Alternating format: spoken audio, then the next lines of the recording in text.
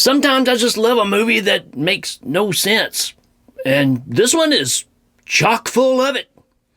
Hey everyone, welcome back to Dr. Movie, where the MR stands for Macho Rednecks, or Mississippi Rednecks, which we've got some in this movie. I've always been intrigued by this movie that we're covering today. Possibly because of the artwork just stood out to me as a 12-year-old boy.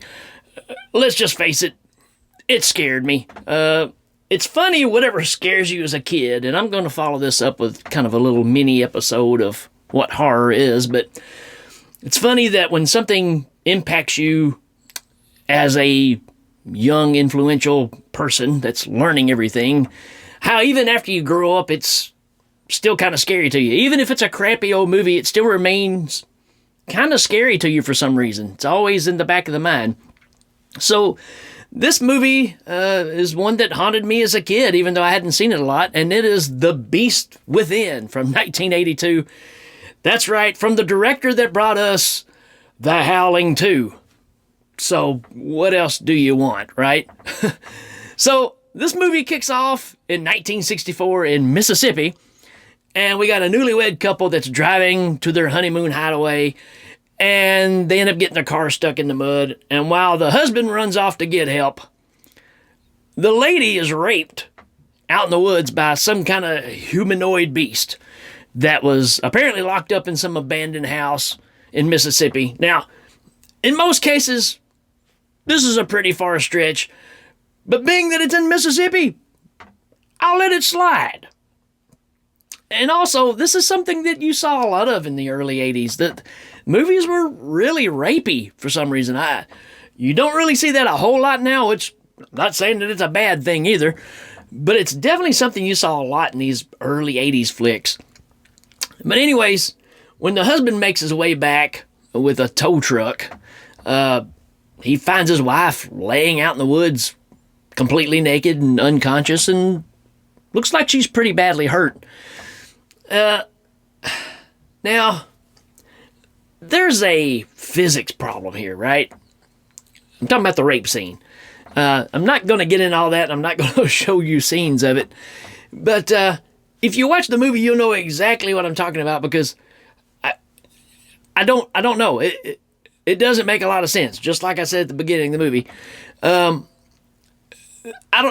Unless this humanoid guy was like humanoid John Holmes or something, I don't understand how the physics of how this works. But anyways, the new husband picks up his wife and takes her to the nearest hospital.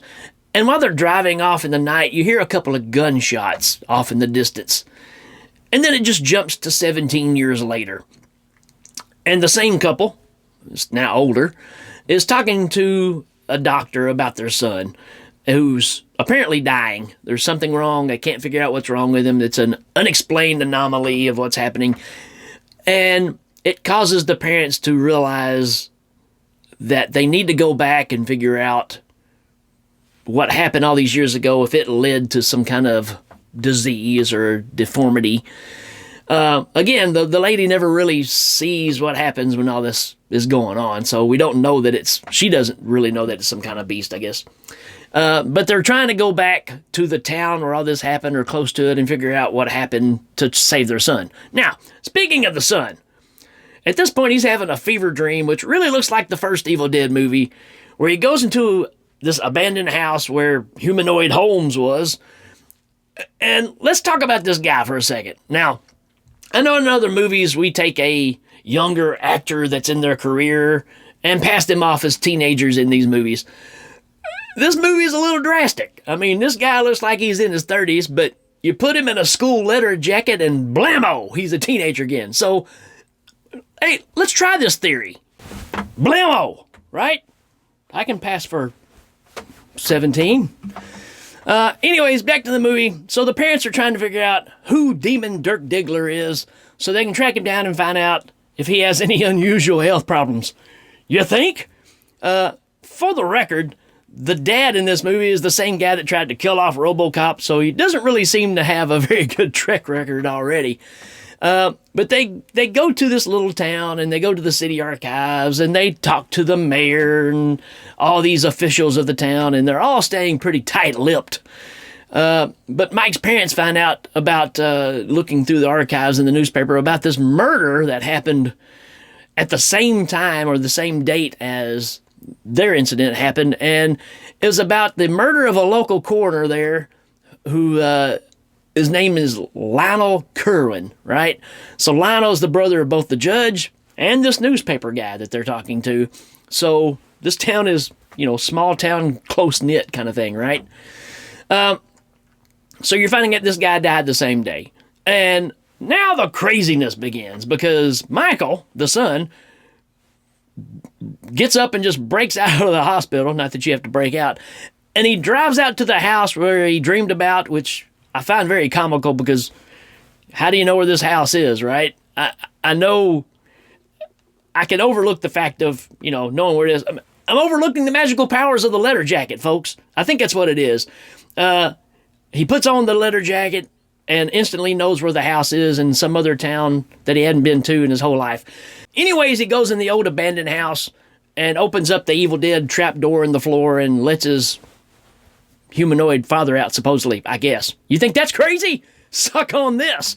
The very next scene that I really can't wrap my head around is Mike ends up at the house of the guy that owns the newspapers in town, right? He owns the store there. He owns the business there. And this is one of the strangest and most uncomfortable scenes I really have ever seen in movie history because it gets really, really weird. Mike is sitting in the guy's kitchen like he just delivered this guy some groceries, and he's watching him play with some hamburger meat. Maybe, is this guy expecting something more from the grocery kid? I don't know, besides groceries? Maybe he just really enjoys ground chuck. It's really oddball piece of filmmaking. It belongs in Motel Hell. It's one of those type scenes. Needless to say, Mike takes the dude down in one of the worst struggles also I've ever seen in film history. I mean, it's a really bad kind of struggle scene here. And Mike just takes a big chunk out of his neck. And this is where I get a little confused early on with the story because it doesn't make a lot of sense. We've established that Monster John Holmes breaks out of an abandoned house just to rape something. That's all we know.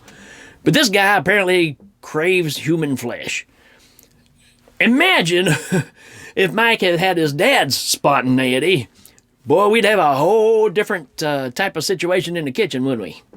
Anyways, after the deed is done, Mike and his magic jacket take off again. They end up passing out in this cute girl Amanda's yard. And she helps get him back to the local hospital. And the next day, Mike decides to go back to talk to Amanda and say, thanks for saving my life. And they go walking out in the swamp and start making out. Why is that? Well, because, ladies and gentlemen, Mike is taking it up another level. He's broken out the heavy artillery, the denim jacket. And while they're getting ready to knock boots, the girl's dog comes running over and it's got a severed arm in its mouth.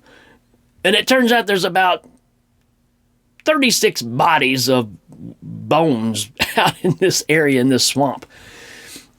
And, of course, that causes a big rush of cops and paramedics and all the townspeople, right? And apparently, it's no big deal to tamper with evidence in this town because you got the sheriff and all of his team out here digging up body parts and just picking them up with his bare hands.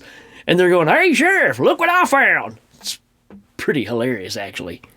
Now, at this point, also, we get to meet Horace, which you've seen this guy in a ton of movies back in the day.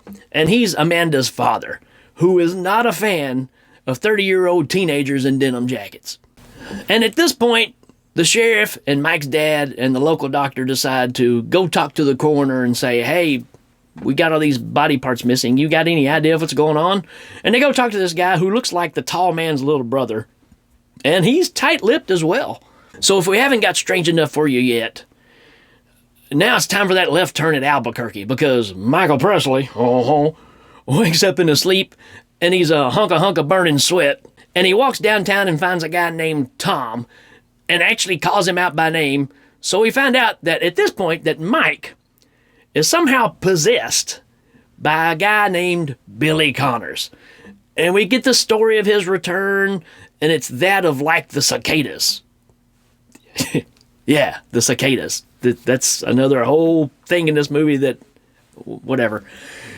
And Billy is coming back like the cicadas to kill all the people that he holds responsible for his death.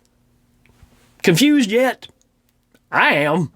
Now what happens next is Magic Mike kills the mini tall man with an embalming needle, kind of like the Phantasm 2 ending with, except he actually embalms this guy alive. And the next morning, back at the hospital, the parents tell Mike, hey, we're going to load up your stuff and we're going to another specialist because we don't like this place. But Mike keeps insisting nope. And he tells the dad, Robo-Dad, that you're not my father, Billy Connors is. Now, a little later on, things really start getting stranger because Michael, between his back of his shoulder blades here, is starting to split open, and he tries to hide it, but then the doc comes in to check on him, and then Michael basically just slams him against the wall and escapes again. And then we got Tom, the wino, trying to tell Michael's parents that your son is a guy named Billy. So now Robo-Dad blames Tom for messing with his kid's head, which is a pretty big head, by the way. And so Tom does what any of us would do and just takes off running. And he goes back to a place where he and Billy, which Billy was one of his friends when they grew up together, used to go and hang out together when they were kids in their denim jackets. And Michael/Billy is there. And then all of a sudden, Billy becomes Captain Kirk in Star Trek II. And he picks up Tom and throws him on some transformers and it burns him alive. And at this point, Mike/Billy decides to go back to Amanda's house one more time and warn her that she needs to leave because of her last name, which is tied into this whole family. And said that, Billy is coming back to kill everybody who has that name, and Michael/Billy is going to try to kill her too. And he actually does attack her. She doesn't get out of the house fast enough, but he pulls the reins back a little bit, then he runs and jumps out of the top of the house like he's going to kill himself, I guess, but doesn't really work. And then we're back at the hospital again. You're kind of seeing the trend here, right? And then Michael's got his whole family there, and Amanda and the sheriff, and everybody's standing around him like it's the end of Wizard of Oz. And he tells them that they need to go ahead and kill him now because Billy is coming back. And at this point, we get what everybody's been waiting on in this movie. And it's what people really talk about when they talk about this movie. It's the big transformation scene. I really feel like American Werewolf in London came out a year before this. I really feel like that if American Werewolf didn't happen before this, we would be talking about this transformation quite a bit more. Because it's one part American Werewolf, it's one part Hellraiser, it's a big part Big Trouble in Little China. I even see where they kind of pulled some ideas from this and used it in the movie Demons, which is another one of my favorite movies in the horror genre. But obviously this was influential at some point, and I remember people talking about this. So after the big effects transformation, Amanda's dad is there, and he's brought a shotgun because, again, he don't like denim jackets, and decides to shoot at Michael. But it's a little too late. Michael has already transformed into the beast, and he slams Amanda's dad to the ground and kills him. And then the monster breaks loose, and Robo-Dad and the gang are trying to find him. And there's some fun stuff right through here. I mean, it's kind of a search party kind of deal. But Mike has shed his skin. So you find like his human skin laying in some bushes. That's kind of cool. There's a dead tow truck driver that's hung upside down in a tree. It's pretty gross. It's some good stuff. At this point, the judge is now scared to death, and he goes and jumps in his car, and he gets attacked by Michael/Billy, who now really looks like a cross between E.T. and the Stay Puft Marshmallow Man, who is on his way to fight on an island in Mortal Kombat. It's a really odd thing. Back at the sheriff's office, where everybody is kind of congregated now, they're holed up there, and the judge comes busting in, screaming, "He's after me, he's after me!" And he spills the beans on the whole situation that Lionel, the judge's brother, caught his wife, Lionel's wife, and this guy having an affair, and he killed his wife, but he didn't kill the guy, who was Billy. And he locks Billy in a basement and feeds him human flesh for all these years as a punishment. and until he turns into a beast. So they were all in on it. And the next scene, all this through here, kind of feels like watching Assault on Precinct 13 mixed with Evil Dead. It's really got an aesthetic to it that kind of reminds me of that. And then the judge says the only safe place for him to be would be locked up in a cell. And that way Billy can't get to him. But then Billy Mark goes outside the building and basically does a RoboCop, right? And he reaches through the wall, concrete cinder block wall, and just grabs the judge and rips the judge's head off. And then he's just vamooses again. Billy is on the loose. And then he stumbles upon Amanda out in the wilderness, and he tracks her down, and then we get a repeat of the opening of the movie where the creature is having his way with her. And again, 2 rapes for the price of 1. But then later on, everybody else kind of stumbles into the woods, and they find Amanda, and the doctor and everybody takes her, tries to get her back to safety. And the mom and dad are looking around, and they see Billy/Mike laying in the mud, and it looks like he's dying. But then he reaches up and attacks the dad, and they're rolling around the ground, and then Mom finds the double-barrel shotgun laying there and puts it to Michael's head and blows Michael's head off. And that's where this movie ends. Or does it, right? I mean, we've established that the girl is possibly pregnant with another version. So there's this whole idea of this reincarnation cicada thing, right? Because Billy/Mike tells Tom earlier that it took him 17 years to come back.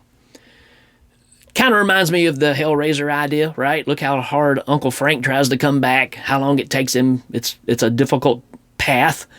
Kind of the same thing here. This guy's worked in the afterlife of a plan of how he can come back, like the cicadas. That's the tie-in. Not a great tie-in, but I see what they were going for. And the idea of leaving it open to where you can continue the story if needed be, right? You hadn't really hit the crazy sequel mania yet, but this is early on. So what are my thoughts on this movie? Well, again, the transformation scene is what always stuck out to me, scared me as a kid, obviously.